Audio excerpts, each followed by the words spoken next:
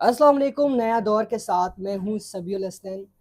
नाज़रीन, मौजूदा सिस्टम जो कि आने वाले किसी भी एडवर्स सिस्टम का डेटरेंस है, इसके सर्वाइवल का मामला है।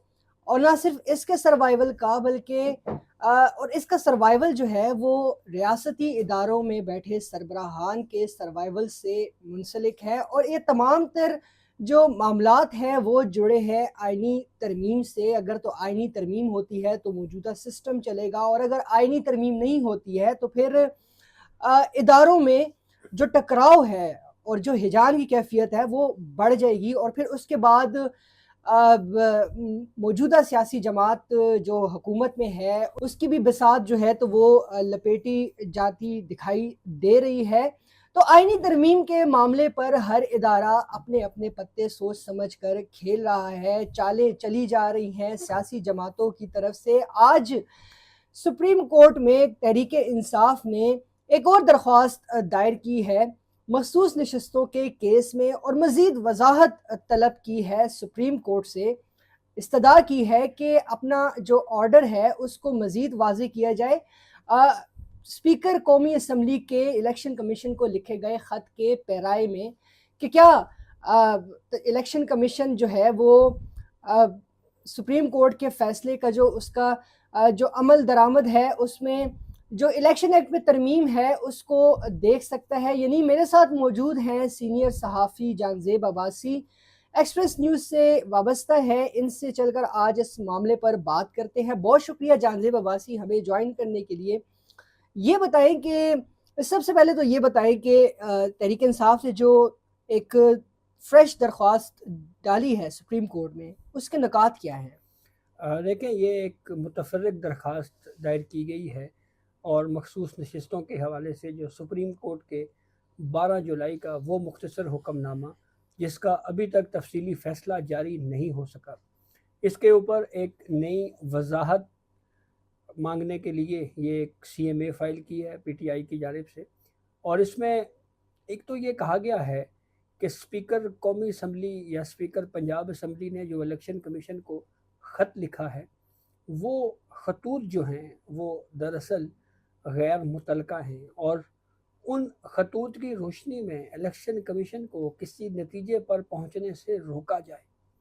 और उसके साथ साथ ये भी कहा गया है कि इलेक्शन कमीशन को पाबंद किया जाए कि इलेक्शन कमीशन 12 जुलाई के सुप्रीम कोर्ट के अपने मुख्तसर हुक्मनामे के ऊपर अमल दरामद करवाए।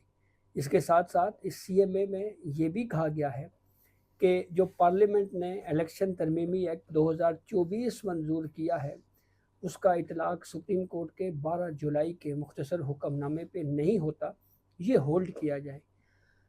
एक चीज़ बड़ी इंटरेस्टिंग है कि ये जब भी कोई कानून सुप्रीम कोर्ट में चैलेंज होता है, ये कोई नई बात नहीं है कि कोई कानून किसी जमात ने या किसी फरीक ने चैलेंज कर दिया हो। कवानीन चैलेंज होते रहते हैं, लेकिन उस कानून को चैलेंज करने के लिए ये साबित करना पड़ता है कि ये लॉ जो पार्लियामेंट ने बनाया है ये फंडामेंटल राइट्स के अगेंस्ट है। लेकिन एक CMA के ज़रिए क्या किसी लॉ को हिट किया जा सकता है? ये सवाल बहुत अहम है। ये एक तकनीकी सवाल है। और इसके अलावा आपको याद होगा जो मुख्तसर फ़ैसला था, हुक्मनामा था मखसूस नशस्तों के केस में, जो जस्टिस मंसूर अली शाह की सरबराही हम कह सकते हैं 8 जजेस की अक्सरियत थी, और जस्टिस मंसूर वो अली लीड शाह कर रहे लीड थे। कर रहे थे। वो उस फैसले में कहीं पर ये नहीं लिखा कि आप बार बार आए, हम आपको बार बार क्लैरिफिकेशन देंगे इस ऑर्डर की। तो क्या इस बुनियाद पर ही रजिस्ट्रार ऑफिस ये जो CMA है मुतफर्रिक दरख्वास्त है इसको रिफ्यूज़ नहीं कर सकता इंटरटेन करने के लिए? देखें, इस मामले के ऊपर पॉलिटिक्स तो हो रही है, और वो पॉलिटिक्स कैसे हो रही है हम थोड़ा बैकग्राउंड पे चलते हैं। 8 जजेस का अक्सरियती मुख्तसर हुक्मनामा आता है 12 जुलाई को, और उसमें ये कहा जाता है कि अगर पाकिस्तान तहरीक इंसाफ को या इलेक्शन कमीशन को ये कोई दुश्वारी पेश आए या कोई इबहम दूर करने का कोई मामला हो तो आप हमारे चैम्बर में आ सकते हैं। इलेक्शन कमीशन 13 रोज़ बाद 25 जुलाई को सुप्रीम कोर्ट से रिजू करता है और कहता है कि 39 अरकान असम्बली की हद तक हमने आपके फ़ैसले पे इम्प्लीमेंट कर दिया है। जो 41 अरकान असम्बली हैं उस हद तक हम इसलिए فیصلے کے اوپر امپلیمنٹ نہیں کر پا رہے، کیونکہ پاکستان تحریک انصاف کا تنظیمی ڈھانچہ نہیں ہے، اور پی ٹی آئی کا جو انٹرا پارٹی الیکشن ہے وہ بھی الیکشن کمیشن میں انڈر کوشچن ہے۔ لیکن یہاں پہ الیکشن کمیشن کا ایک اعتراف بہرحال موجود ہے، وہ جو کورسپونڈنس ہے الیکشن کمیشن کی اور پاکستان تحریک انصاف کی، اس میں یہ اعتراف ہے کہ اگر تو اسٹرکچر نہیں ہے تو پھر آپ کورسپونڈنس کیسے کر رہے تھے، آپ خط و کتابت کیسے کر رہے تھے؟ تو مطلب اسٹرکچر ہے تو آپ کر رہے تھے خط و یہ کتابت۔ سیکنڈ فیز کے اوپر جو پی ٹی آئی کا انٹرا پارٹی الیکشن ہوا ہے، یہ بنیادی طور کے اوپر اس کو پھر چیلنج کیا گیا ہے، اور ایک سوال یہ بہت اہم ہے کہ سپریم کورٹ نے اپنی جو 4 صفحات پر مشتمل وضاحت دی ہے، اس میں پاکستان تحریک انصاف کے جو ڈاکومنٹس ہیں اس کے اوپر ریلائی کیا ہے۔ اب یہ نظام انصاف کا یہ اصول طے شدہ ہے کہ جب کوئی ڈاکومنٹ پیش ہوتا ہے تو اس کو یک طرفہ طور کے اوپر کسی ایک فریق کی بات کو مان کر تسلیم نہیں کیا جاتا، بلکہ اس کے اوپر دوسری پارٹی کا موقف لیا جاتا ہے، دوسری پارٹی کو سنا جاتا ہے، باقاعدہ نوٹس جاری ہوتے ہیں۔ ہاں ٹھیک ہے، آپ اگر یہ ریلائی کر رہے ہیں کہ اس وقت بیرسٹر گوہر ہی اصل میں چیئرمین ہیں پاکستان تحریک انصاف کے، عمر ایوب سیکرٹری جنرل ہیں پاکستان تحریک انصاف کے، تو اس کے لیے سب سے پہلے تو آپ کو الیکشن کمیشن کو سننا چاہیے، نمبر 1۔ نمبر 2، اگر آپ خود سے یہ طے کر رہے ہیں کہ پاکستان تحریک انصاف کا اسٹرکچر موجود ہے، تو پھر بالواسطہ طور کے اوپر سپریم کورٹ نے الیکشن کمیشن کی اس انٹرا پارٹی الیکشن کے کیس کو ہی متنازعہ بنا دیا ہے، جس کے اوپر الیکشن کمیشن نے ابھی تمام ریکارڈ کا جائزہ لے کر اس کے اوپر فیصلہ کرنا ہے۔ اور الیکشن کمیشن یہ کیس کیوں سن رہا ہے؟ الیکشن کمیشن کو یہ رائٹ پارلیمان نے دیا ہے، اور ایکٹ آف پارلیمنٹ کے ذریعے وہ کسی بھی سیاسی جماعت کے انٹرا پارٹی الیکشن کا جائزہ لے سکتا ہے، اور یہ جو اختیار ہے اس کو مختلف ججمنٹس میں بھی اس کو ہولڈ کیا گیا ہے اور یہ تسلیم کیا گیا ہے۔ تو اب نہ صرف جائزہ لے سکتا ہے بلکہ سپریم کورٹ کے کسی فیصلے کو انڈو بھی کر سکتا ہے، اور اس کا ماضی سے اس ایکٹ کو یا قانون کو ماضی سے اطلاق بھی دے سکتا ہے پارلیمان۔ جی، تو اب اس صورتحال میں الیکشن کمیشن نے جب وضاحت مانگی سپریم کورٹ نے، تو سپریم کورٹ کے 8 جج صاحبان جو ہے وہ آپ کاؤنٹ کر لیں، 25 جولائی کے بعد 25 اگست آیا، اور پھر سپتمبر کے مڈ میں جا کے اچانک اس وقت 4 صفحات پر مشتمل وضاحت جاری کی گئی، جب ہفتے کی شام یہ خبر آئی کہ کابینہ مجوزہ آئینی ترمیم کے مسودے کے اوپر اگلے روز اتوار کو اس کی منظوری دے گی، اور پھر وہ بل ٹیبل ہوگا۔ اچھا، اس کا ایک ریزن میں آپ کو یہ بھی بتا دوں کہ جو میرے پاس اطلاعات ہیں وہ یہ کہ آپ کو یاد ہوگا جوڈیشل کمیشن آف پاکستان کا اجلاس ہوتا ہے، اور اس میں آئینی ترمیم کا ذکر ہوتا ہے۔ جسٹس منیب اختر جو کہ کمیشن کے ممبر ہیں، وہ کہتے ہیں کہ جب تک آئینی ترمیم کا معاملہ نہیں ہوتا، ہم جو یہ پروپوز رولز ہیں اس کو کنسیڈر نہیں کرے۔ ان کا ڈائسنٹ آتا ہے، وہ اٹھ کے چلے جاتے ہیں، لیکن جب یہ نہیں، وہ تو واک آؤٹ کر گئے نا، واک آؤٹ کر گئے تھے، اور لیکن جب یہ بات ہو رہی تھی تو